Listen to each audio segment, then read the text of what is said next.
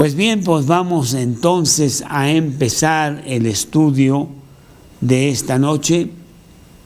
Estamos en el libro de Mateo, el libro del Rey.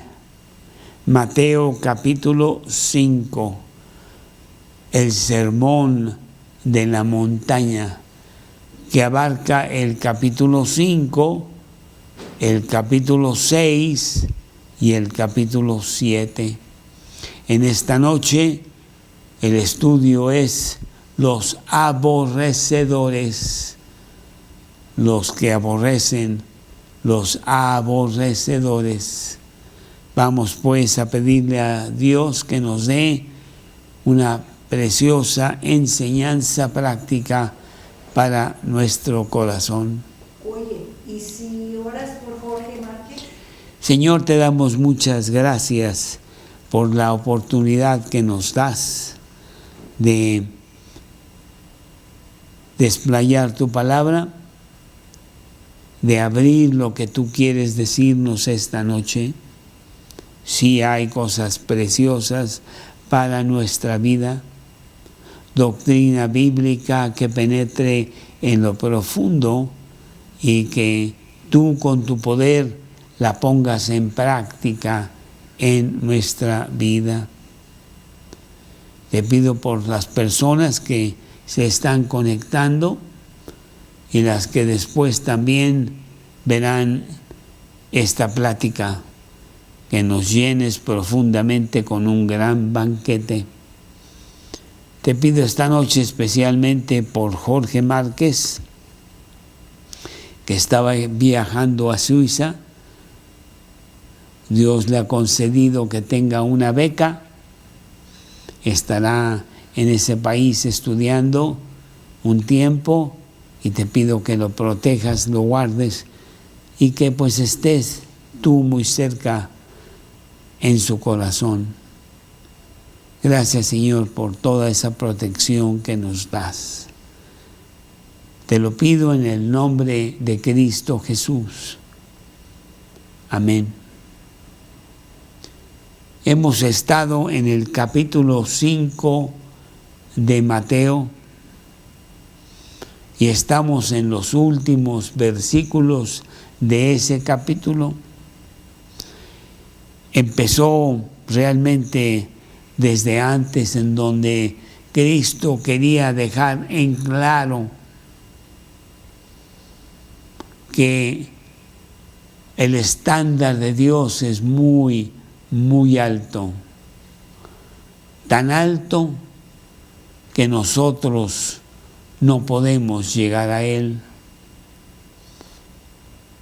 Necesitamos un Salvador. Nos quedamos muy cortos de ese estándar. El hombre pecador, tratando de justificarse a sí mismo, ha bajado ese estándar, ha diluido la ley de Dios.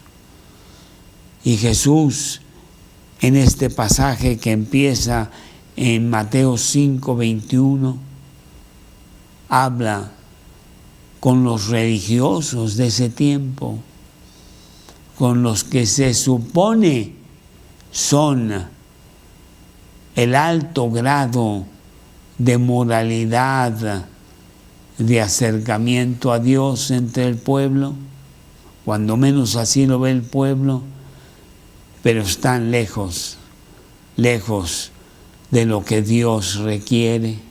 Se sienten muy bien porque han bajado el estándar de Dios a su nivel, han desviado, han pervertido lo que Dios dice y adecuado a sus muy propios intereses para llevarse la gloria a ellos. En Mateo 5, en el versículo 20, empieza Jesús diciendo: porque os digo que si vuestra justicia no fuese mayor que la de los escribas y fariseos, no entraréis en el reino de los cielos. Y el pasaje que vamos a ver esta noche, que empieza en el 43, Mateo 5, 43, es un ejemplo más de cómo el hombre baja el estándar de Dios para justificarse a sí mismo. Lo voy a leer, Mateo 5, 43. Oísteis que fue dicho, amarás a tu prójimo y aborrecerás a tu enemigo. Pero yo os digo, amad a vuestros enemigos, bendecid a los que os maldicen, haced bien a los que os aborrecen y orad por los que os ultrajan y os persiguen, para que seáis hijos de vuestro Padre que está en los cielos, que hace salir el sol sobre malos y buenos, que hace llover sobre justos e injustos.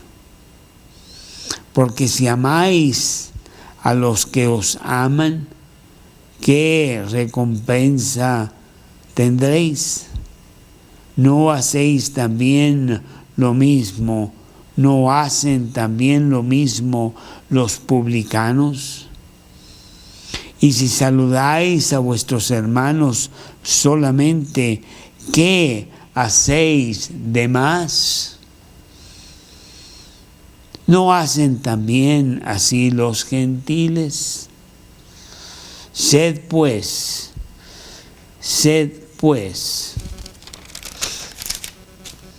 vosotros perfectos, así como vuestro Padre que está en los cielos es perfecto. Le he puesto a este versículo, a este estudio, los aborrecedores, porque realmente tenemos un muy mal concepto del amor.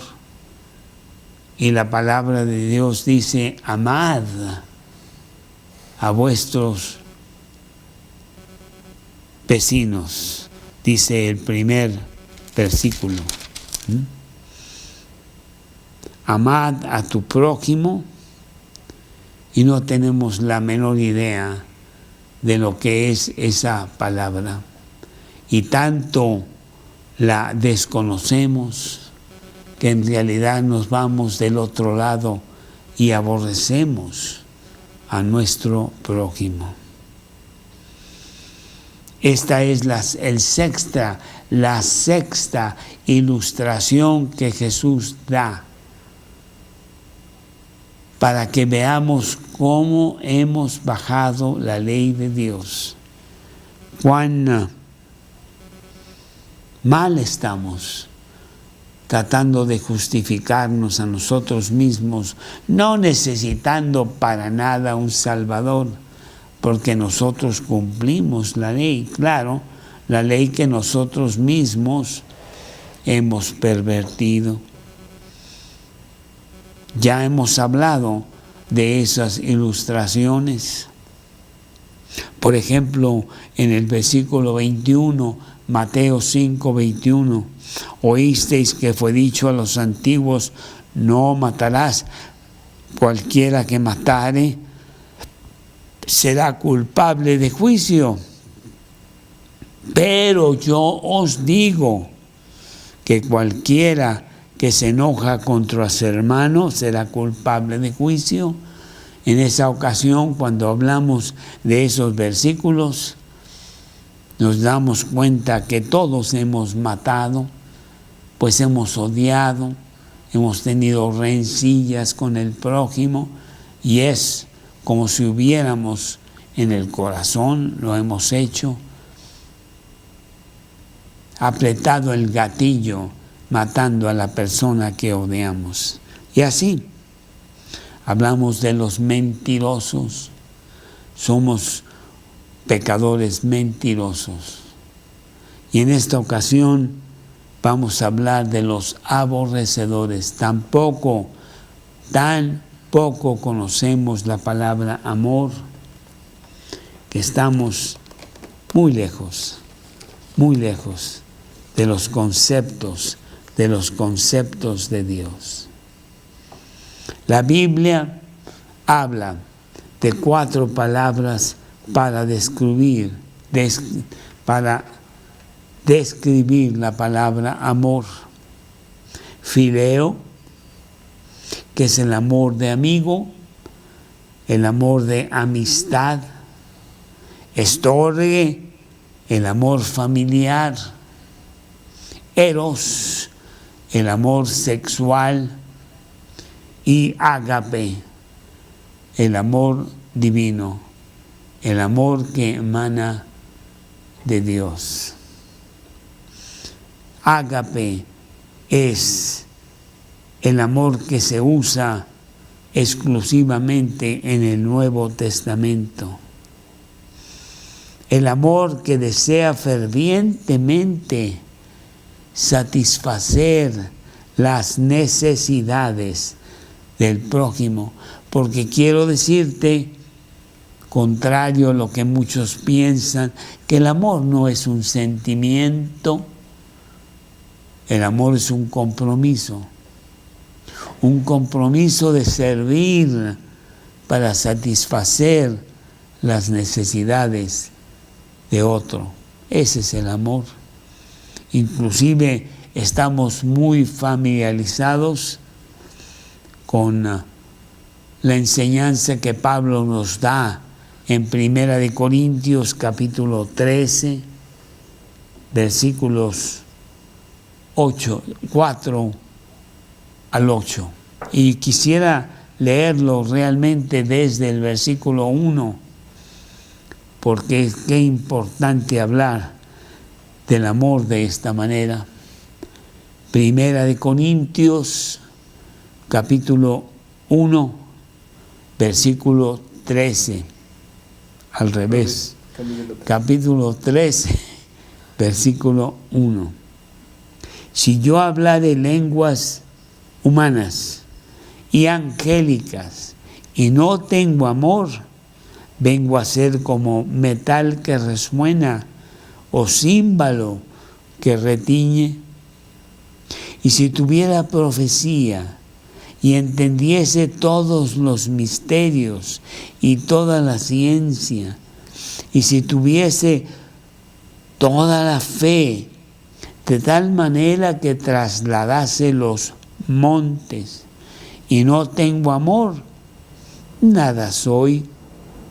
Y si repartiese todos mis bienes para dar de comer a los pobres, y si entregase mi cuerpo para ser quemado y no tengo amor, de nada me sirve.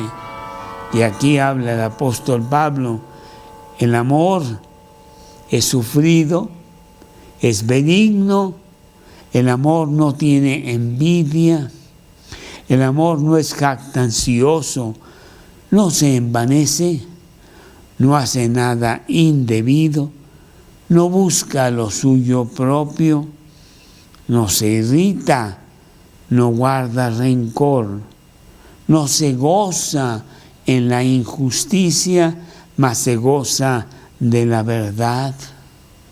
Todo lo sufre, todo lo cree, todo lo espera, todo lo soporta. El amor nunca deja de ser. Y aquí la palabra amor, en el griego, ágape, el gran amor de Dios. En ningún otro lado se evidencia con mayor claridad la ausencia total de Dios en el mundo al entender lo que Jesús quiere decirnos en este pasaje con lo que significa esta palabra. Y bueno, en este pasaje hay dos palabras claves que nos van a dar mucho entendimiento. La palabra amor que acabamos de definir.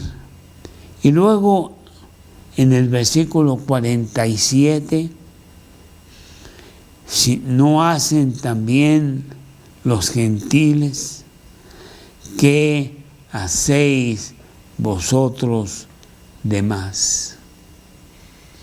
Estamos tan embriagados de la filosofía del mundo que seguimos sus estándares muy degenerados, corruptos, de lo que pensamos es la ley de Dios, y ahí nos quedamos.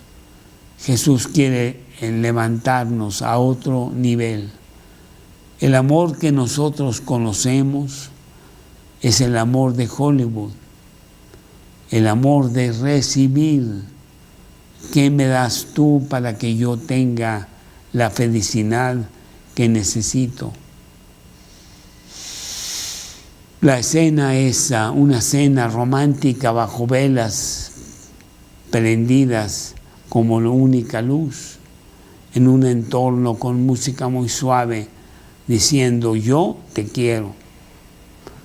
Pero es verdad, yo te quiero a ti para que tú me satisfagas a mí. No me interesa mucho satisfacerte yo a ti. Tú eres el que tienes que satisfacerme a mí. Ese no se llama amor, eso se llama egoísmo. Pero bueno, lo confundimos tremendamente. Sin embargo, como ya vimos en las 5 otras ilustraciones en donde Jesús está echando en cara, enfrentando a los religiosos de ese tiempo que deberían estar guiando a los demás hacia el conocimiento profundo de Dios, cuán desviados estaban.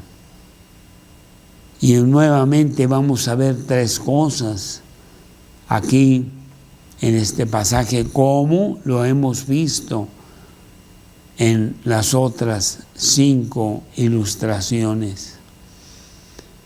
¿Cuál es el concepto de Dios referente al amor? ¿Cuál es la tradición que el hombre ha tomado para sí, bajando el estándar de Dios y usándolo como si fuera la ley de Dios y quedarse solamente ahí? ¿Y cuál es, número 3, la perspectiva de Jesús para el ciudadano del reino? Porque acordémonos que el sermón de la montaña es el cómo se comporta el cristiano en el reino de Dios, sea aquí o cómo será después. Pero desde aquí el cristiano quiere conocer, profundizar y llevar a su vida la perspectiva de Dios. Empezamos con el número 1, que es lo que dice Dios, es lo que está en las Escrituras. Levítico capítulo 19, versículo 18. Levítico 19, 18.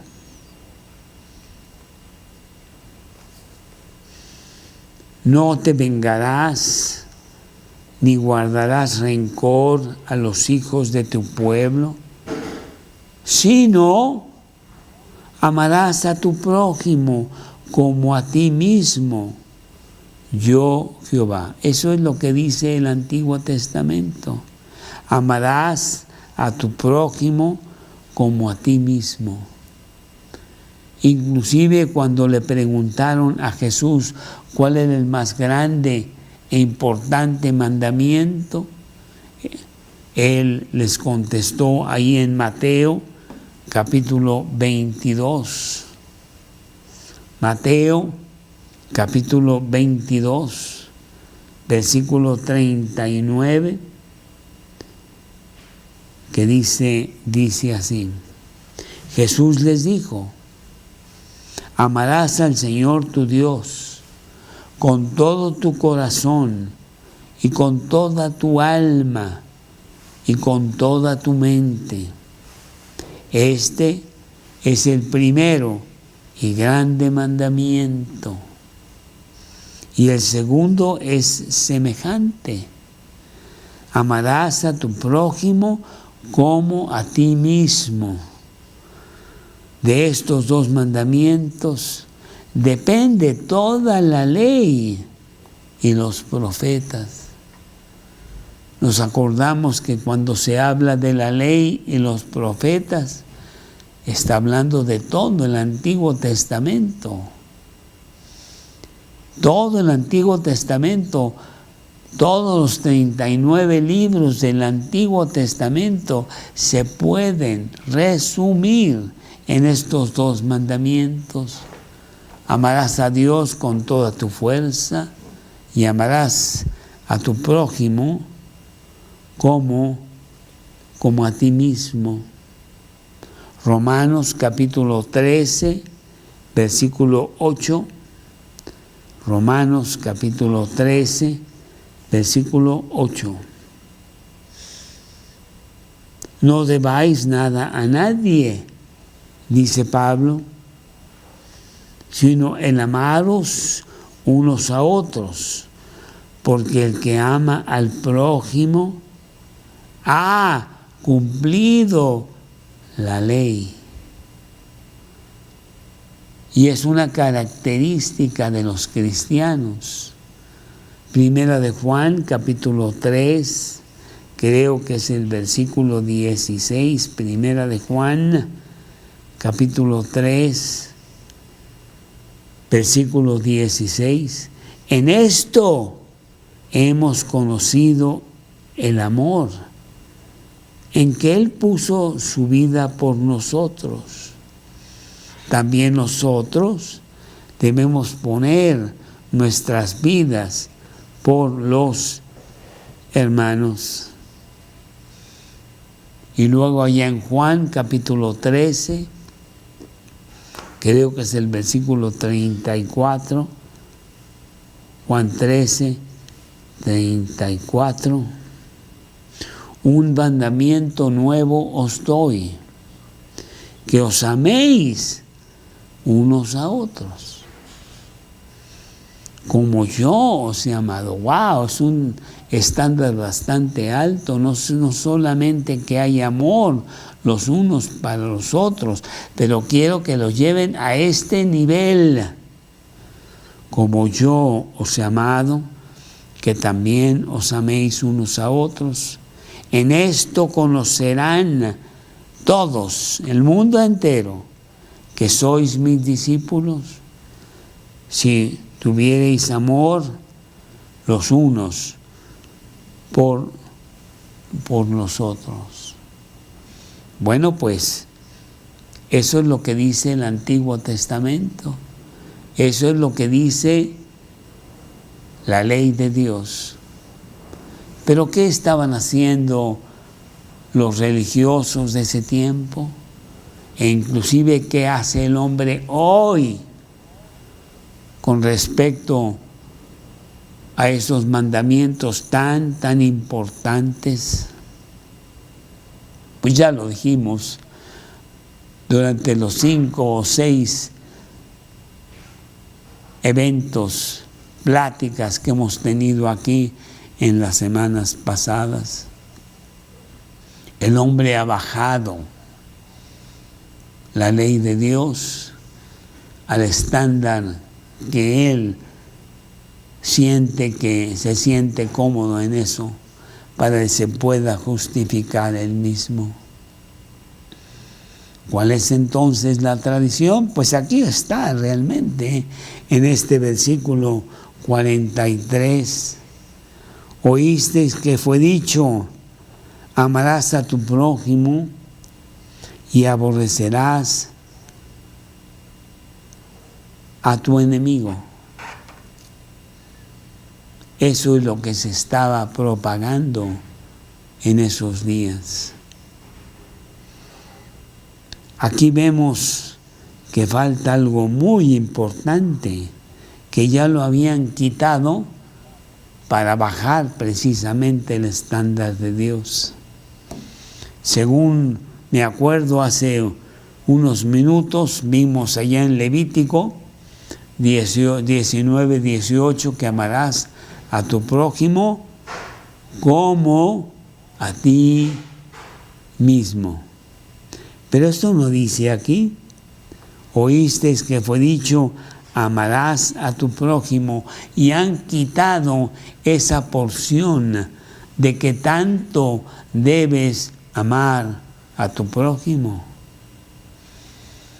Y claro, pues es un nivel alto, porque todos nosotros nos amamos a nosotros mismos. Seguro que esta mañana estuviste lavando los dientes de tu propia boca, estuviste bañando a tu propio cuerpo, lo vestiste con la ropa que le has comprado, con el perfume que has obtenido para que huela bien, para que esté muy presentable. Realmente amas a ti mismo.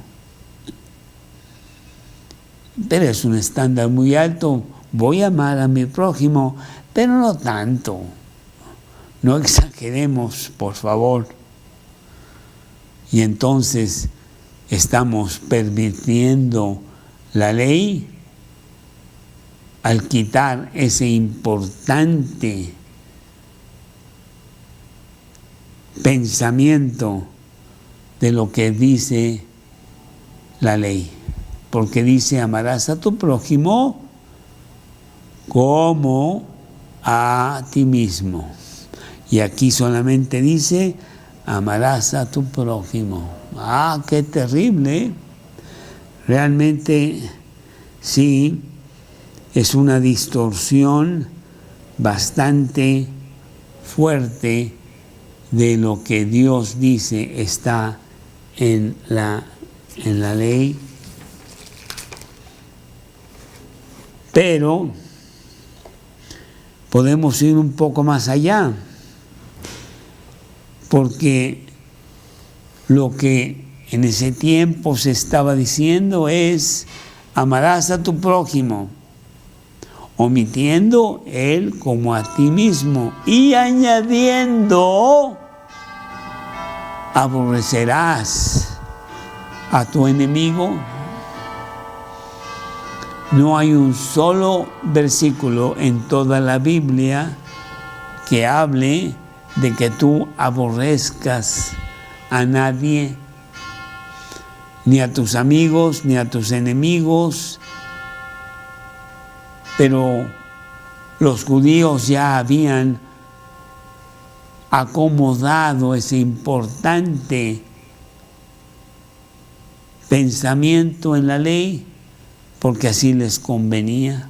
Después de todo, el Antiguo Testamento habla mucho de todos los enemigos de Israel, los cananeos, los amalecitas, que Dios les decía que tenían que matarlos para que se desarraigara la tierra de eso.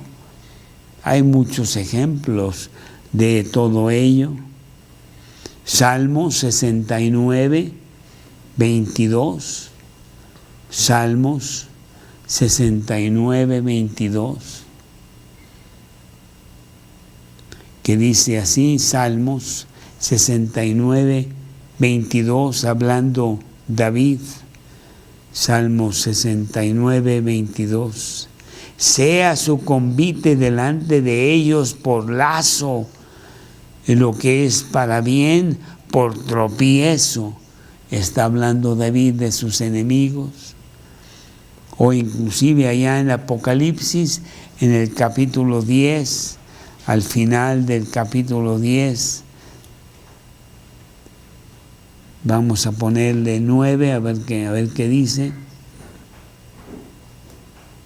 Y fui al ángel diciéndole que me diese el librito, y él me dijo: toma y cómelo, y te amargará el vientre, pero en tu boca será dulce como la miel. Ah, qué bueno es que le peguen a mis enemigos, es tan dulce como la miel. Y si hay lugar para la ira santa, si hay lugar para cuando Jesús va al templo a echar a los cambistas que han prostituido el templo de su Padre, y lo hace con fuerte y violenta ira santa. Pero es muy diferente a que yo aborrezca a mis enemigos. Y yo puedo ahí meter pues a cualquiera, porque también tengo que definir la palabra enemigos, y es cualquiera que a mí no me gusta tenerle amor para él. Me voy contra él y se acabó, pues es parte de la ley. Y voy más allá todavía: amarás a tu prójimo. Y la pregunta es: ¿y quién es mi prójimo?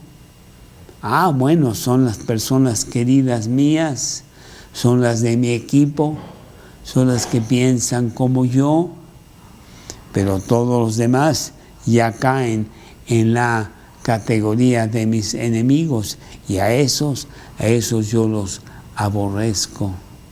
Lucas capítulo 10. Lucas capítulo 10, en el versículo 30. Permíteme, Lucas capítulo 10. Lucas capítulo 10. Lucas capítulo 10. Ponme el 16, por favor. Déjame ver cuál es el versículo. Espérame tantito, un poco más adelante. Más adelante creo que es como el 20. Aquí está.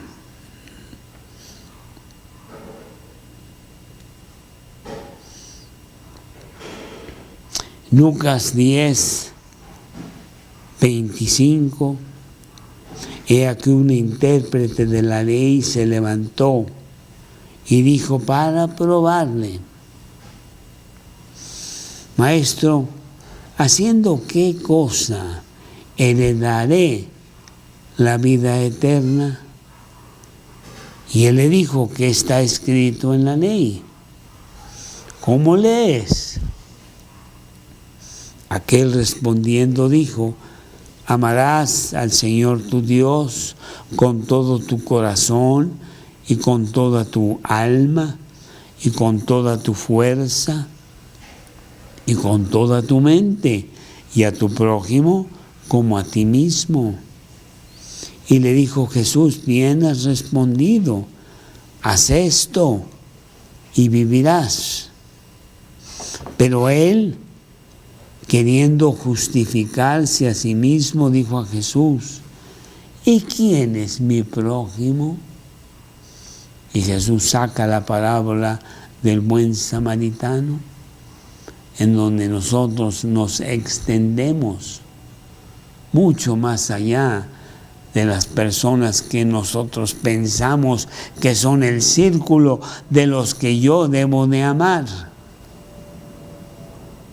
Pero así estábamos y así estamos hoy, hablando de quién es mi prójimo. Bueno, en ese tiempo los judíos hablaban muy mal de los medio judíos que eran los samaritanos. Ese no es mi prójimo, mucho menos de los gentiles, de los no judíos, que inclusive los llamaban perros. Pero Jesús tiene un concepto muy diferente. Y aquí en el versículo siguiente, en el versículo 44 de Mateo 5, versículo 44 aquí en el libro de Mateo 5:44, dice así, no, está bien. Yo os digo, la perspectiva de Cristo es muy, muy diferente. El cristiano en el reino se comporta muy, muy diferente. Jesús mismo no se memorizó este versículo: amarás a tu prójimo y aborrecerás a tu enemigo. Él estaba en la cruz, ahí en el capítulo 23 de Lucas, versículo 34. Lucas 23, 34. Y Jesús decía: Padre, perdónalos, porque no saben lo que hacen. Jesús orando, pidiendo, amando a sus enemigos que lo estaban matando en ese momento.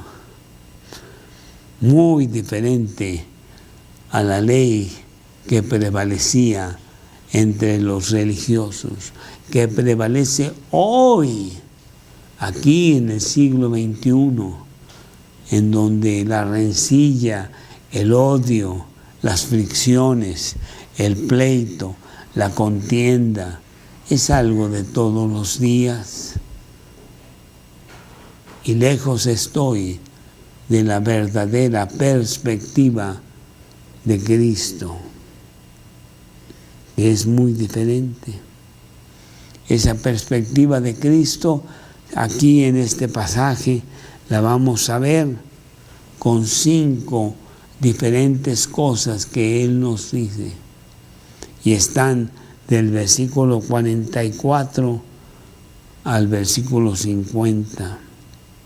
La primera: pero yo os digo, cuando en la palabra de Dios un versículo empieza con un gran pero, inclusive con la P de pero en mayúscula, hay que ponerle atención, porque Él está contradiciendo a lo que piensa el mundo, a lo que el mundo ha acumulado, ha acomodado para satisfacerse a sí mismo y pensar que está muy bien con Dios. No, Él inmediatamente dice: señores, no es amar a tu prójimo y aborrecer a tu enemigo, para nada. Yo os digo, amad a vuestros enemigos, bendecid a los que os maldicen, haced bien a los que os aborrecen. Ese es el código del amor del Padre. Y solo con su poder podemos nosotros amar de esa manera. Solo la persona que tiene a Cristo en su corazón, el cristiano, seguidor de Jesús como su Salvador y Señor, tiene el poder que Cristo le da para actuar de esta manera e irse mucho más allá de lo que dice la ley. Actuar como cristiano. Número 1, amar a tus enemigos. Jesús empieza con el divino yo. No solo sus enseñanzas son el estándar, sino Él mismo es el estándar que puso y que acabamos de mencionar, lo puso como modelo allí en la cruz. Dios amó de tal manera al hombre, enemigo de Dios por naturaleza, y pidió por él en la cruz. Dios envió a su unigénito, uno, único, Hijo de Dios, a morir por ti y por mí, la cruenta muerte, derramando su vida para que comprendiésemos, viésemos el gran amor de Dios. Un amor de amar a los enemigos.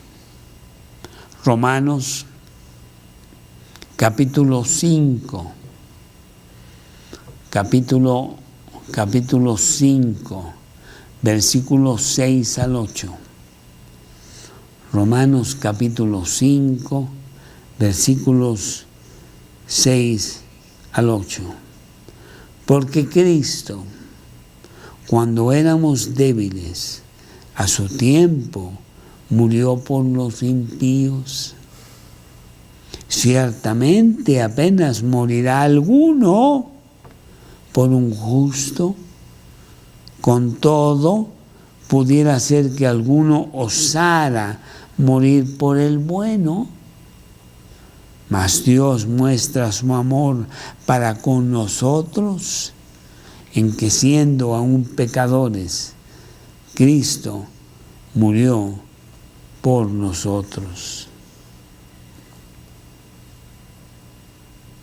¿Quién es nuestro enemigo? ¿Quién es nuestro prójimo? Nosotros somos por naturaleza enemigos de Dios. Y Él no aborrece a sus enemigos, Él ama a sus enemigos y nos lo da a nosotros por comando. Amad a vuestros enemigos, bendecid a los que os hacen mal. Todo aquel que necesita nuestra ayuda es nuestro prójimo, independientemente de ser enemigo o no. Para el cristiano no hay enemigos. Yo tengo enemigos, pero yo no soy enemigo. Son ellos los que me dicen que soy enemigo, pero yo quito todo eso conforme a este comando de Dios de cómo debe de actuar el cristiano. Si perteneces a Cristo, tú no tienes enemigos, aunque ellos te cataloguen a ti como tal,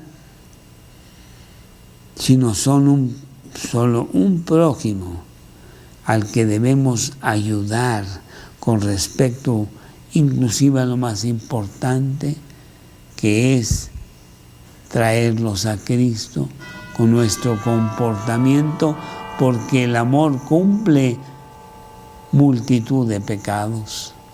El amor vence más que cualquier otra cosa. Número 1, pero amar a vuestros enemigos. Número 2, orar por los que te persiguen. Y aquí lo dice en este versículo 44, orad por los que os ultrajan y os persiguen. Sería muy difícil, principalmente cuando hay total injusticia y tú dices, ¿por qué me persiguen? ¿qué les he hecho? Pues el cristiano, por ser cristiano, por definición, eres perseguido. El hombre no quiere que le estés recordando que es un pecador,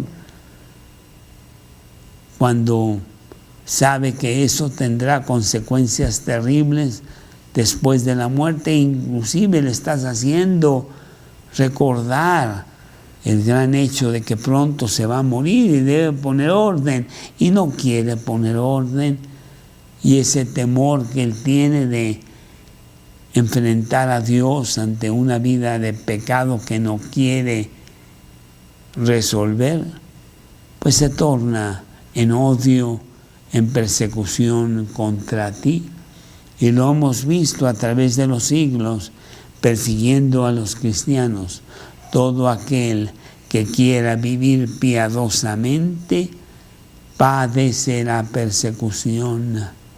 Segunda de Timoteo 3:12 es lo que dice ese versículo.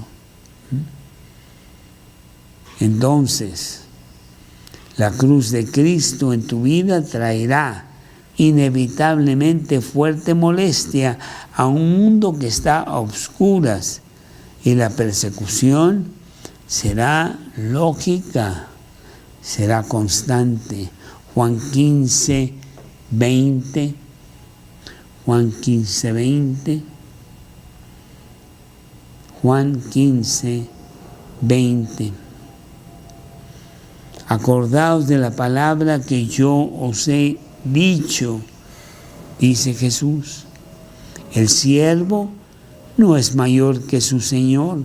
Si a mí me han perseguido, también a vosotros os perseguirán. Si a mí se han guardado mi palabra, también guardarán la vuestra. Mas todo esto os harán por causa de mi nombre, porque no conocen al que me ha enviado. Y Juan 16:2, el siguiente capítulo, Juan 16:2, que dice: os expulsarán de las sinagogas, y aún viene la hora cuando cualquiera que os mate pensará que rinde servicio a Dios. Y harán esto porque no conocen ni al Padre ni a mí. La oración es un dulce consuelo para mantener la perspectiva correcta de la salvación que yo tengo como ciudadano del reino, orando por los que me persiguen. Hechos 7, versículo 59. Hechos 7, 59. El primer mártir del Nuevo Testamento. Y apedreaban a Esteban, mientras él invocaba y decía: Señor Jesús, recibe mi espíritu. Y puesto de rodillas, clamó a gran voz en oración por sus perseguidores: Señor, no les tomes en cuenta este pecado. Y habiendo dicho esto, durmió. Esta es la segunda cosa que Jesús ilustra aquí para enfrentar a cuánto hemos nosotros bajado el estándar de Dios. La tercera está en el siguiente versículo: para que seáis hijos de vuestro Padre que está en los cielos. Para que seáis hijos de vuestro Padre que está en los cielos. ¿Cómo puedo yo mostrar al mundo de que realmente soy hijo de Dios?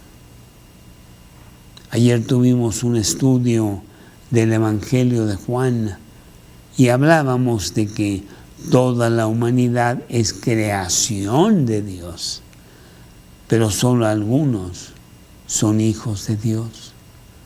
Y si hijos, también herederos con Cristo. Somos de la familia de Dios, adoptados según su soberana voluntad. Pero no todos, solo algunos.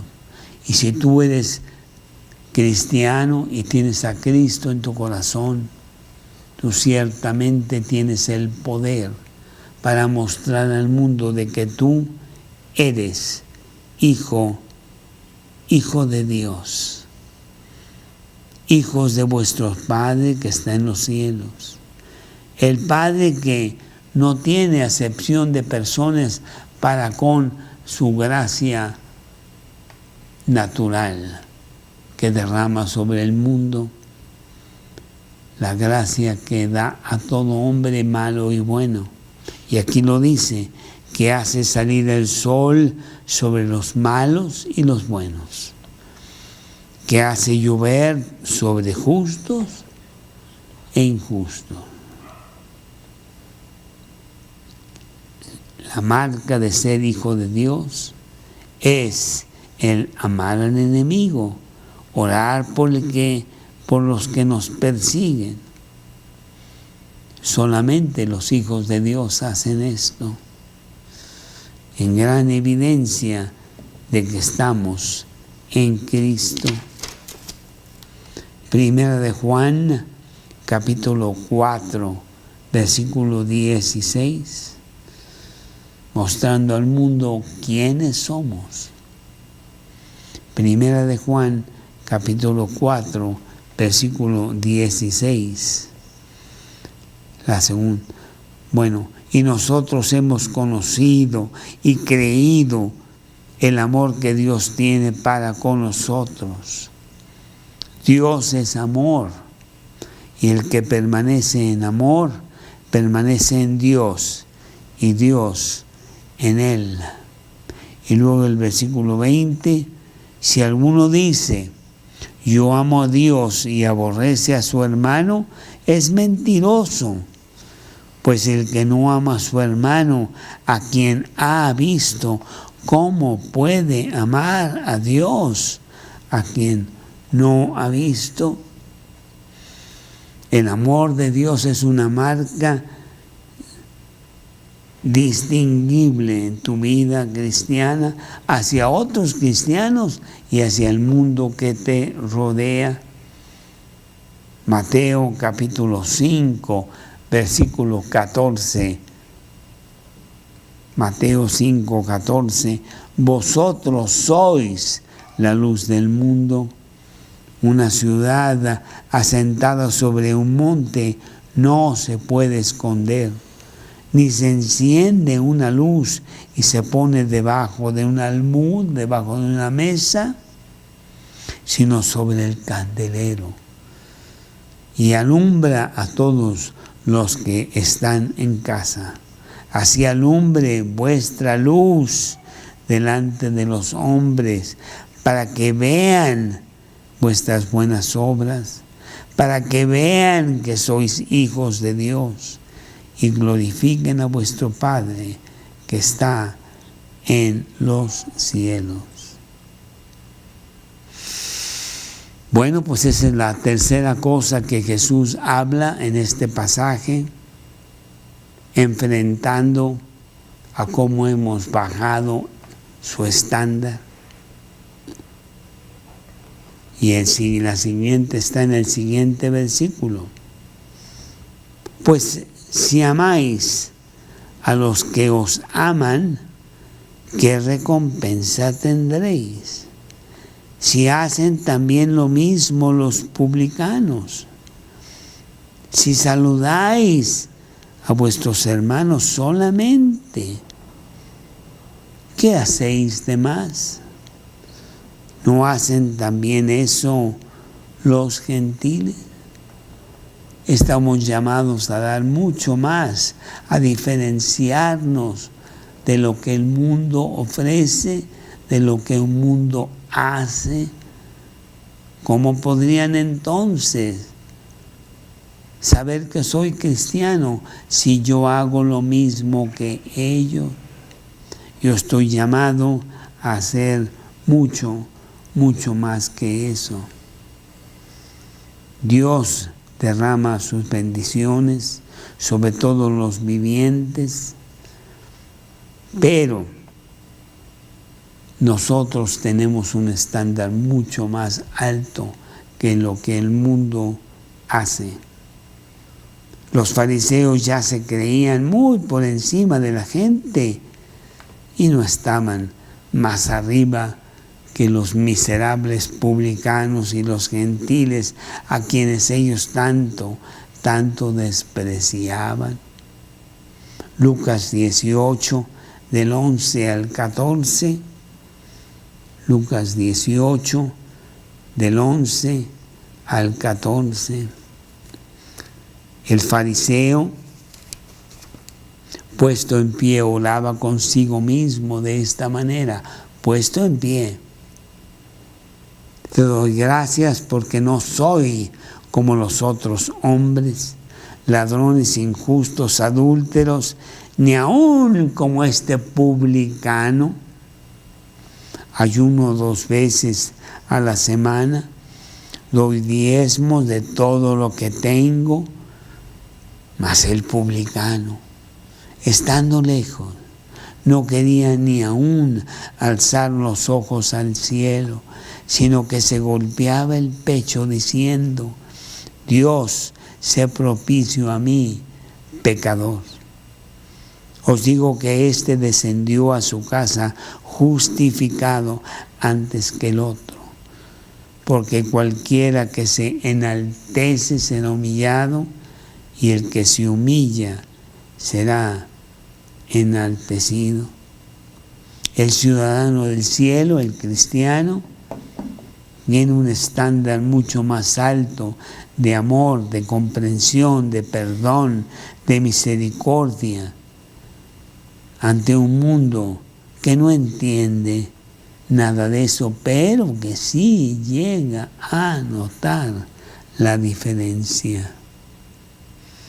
Nos falta una cosa más que dice Jesús aquí en el siguiente versículo 48.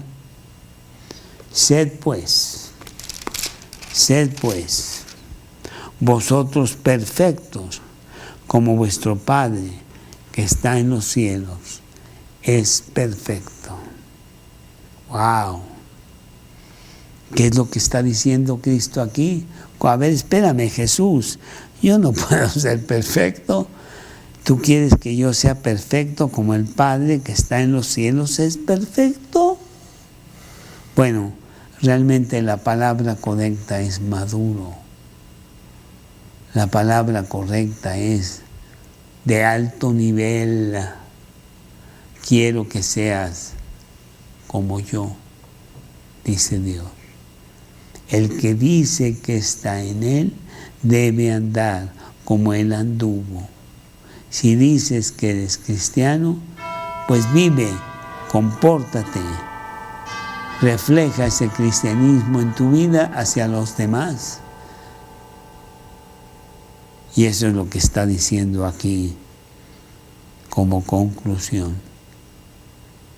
Quiero que al verte a ti, dice Dios, el mundo vea a Dios mismo, a un seguidor de Dios, a un ciudadano del cielo, porque nuestra ciudadanía está en los cielos, de donde también esperamos a nuestro Salvador, el Señor Jesucristo. Estamos en la tierra como embajadores de ese país glorioso en el cual nosotros, o del cual nosotros ahora somos ciudadanos. Por la gracia de Dios, no creas que yo tuve que pagar nada para que eso fuera, sino que Él lo pagó en la cruz para que yo tuviera esa ciudadanía. Sed perfectos, como vuestro Padre que está en los cielos es perfecto. Ese es el estándar de Dios en la ley que sencillamente podemos seguir porque ninguna condenación hay para el que está en Cristo Jesús. Y podemos ahora seguir la ley porque tenemos el poder de Dios, Cristo habitando en nuestro corazón. La palabra perfecto, como ya mencioné, no es perfección, es la madurez. En el griego, madurez, crecido, elevado. Y aunque el cristiano nunca será perfecto aquí en la tierra, su meta es perseguir esa perfección. Llegar lo más alto posible de lo que se pueda. Eso es lo que está diciendo Dios. Ese es el estándar que yo quiero que tú sigas. No te fijes en lo que dicen los intérpretes, amad al prójimo y aborrecer a tus enemigos. Para nada. El hombre no puede con esto, es imposible, es un estándar muy alto, no tiene la posibilidad de hacer esto, pero el cristiano, con Cristo en su corazón, como motor principal y único de su vida, para él esto sí es posible. Mateo 19, 26. Mateo 19, 26. Mateo 19, 26. Desde el 25. Sus discípulos, oyendo esto, se asombraron en gran manera, diciendo: ¿Quién pues podrá ser salvo? Y mirándolos Jesús les dijo: para los hombres esto es imposible, pero para Dios todo es posible. Con Cristo en tu corazón tú puedes hacer todo esto y mucho, mucho más. Bueno, aquí termina el capítulo 5. Vaya enfrentamiento que Jesús les dio a los religiosos de su tiempo y nos lo da a nosotros en este siglo XXI para que entendamos que realmente necesitamos un Salvador que nos salve de la rigurosa, alta, inalcanzable ley de Dios. Al finalizar este capítulo, pudiéramos irnos al inicio del capítulo, que es lo que debería estar en nuestra alma al oír todo esto. Bienaventurados los pobres de espíritu, porque de ellos es el reino de los cielos. Bienaventurados aquel que comprende, reconoce quebrantamiento total, bancarrota absoluta en su corazón y claman a Dios por un Salvador. ¿Cuál es tu posición? ¿Cuál es tu reacción ante todo esto que estamos oyendo, leyendo, estudiando? Pues es una reacción de verdadero quebrantamiento. Bienaventurados los pobres de espíritu, bienaventurados los que reconocen que no la hacen por ellos mismos, no llegamos y corremos a un Salvador. ¿Tienes tú a Cristo en tu corazón? ¿Estás tú usando el poder de Cristo si está en tu corazón? Porque pudiera estar ahí arrinconado en un lugar que no puede hacer nada porque tuyo sigue mandando. Y entonces el poder de Dios totalmente nulificado. O no lo tienes y dices que lo tienes, pero Tu vida habla tan alto que no escucho lo que me estás diciendo, que eres cristiano. No, el cristiano tiene evidencia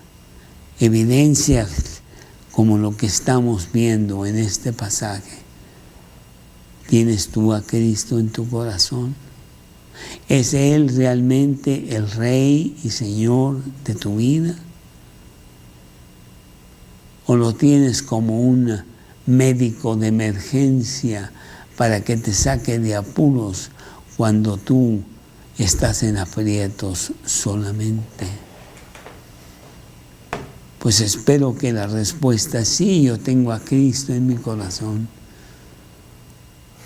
Pero si la respuesta es no, pues entonces reconócete pobre de espíritu, ven a Cristo, hazlo el Salvador de tu vida, llénate de Él, porque de ellos es el reino de los cielos. Vamos a terminar con una oración, y si tú eres esa persona que está dudando, si Cristo realmente es el Señor de tu vida, si está en tu corazón, si está sentado en tu silla máxima de tu vida, pues hazlo esta noche. Habla con Él en este momento. Te guío en una oración, en silencio, tú habla con Dios. Dios, en esta noche veo que no tengo nada más que un yo gigante que me hace mucho daño. Necesito una transformación. Necesito que tú entres a mi corazón y me cambies. Que me regales la vida eterna. Nunca la podría yo obtener con un estándar tuyo tan alto. No llego nunca. Pero además puedes darme una vida abundante aquí en la tierra, con el poder de Dios en mi corazón para ser un cristiano, caminando hacia el cielo. Entra a mi corazón en este momento. Te lo pido basado en las promesas de la Biblia. Te lo pido basado en lo que tú hiciste por mí en la cruz del Calvario. Entra ahora mismo, en este momento. Te lo pido en el nombre de Cristo Jesús. Amén. Bueno, pues empezaremos el capítulo 6 de este sermón de la montaña. Muy bonito, muchas enseñanzas. Si tú acabas de decirle a Cristo que entrara a tu corazón, empieza a leer la palabra de Dios. Dile a la persona que te invitó dónde, cómo. Es muy sencillo. Llénate de Dios. Y aquí estamos, jueves 8:30, para continuar con este gran banquete del sermón de la montaña. Que Dios te bendiga mucho. Buenas noches.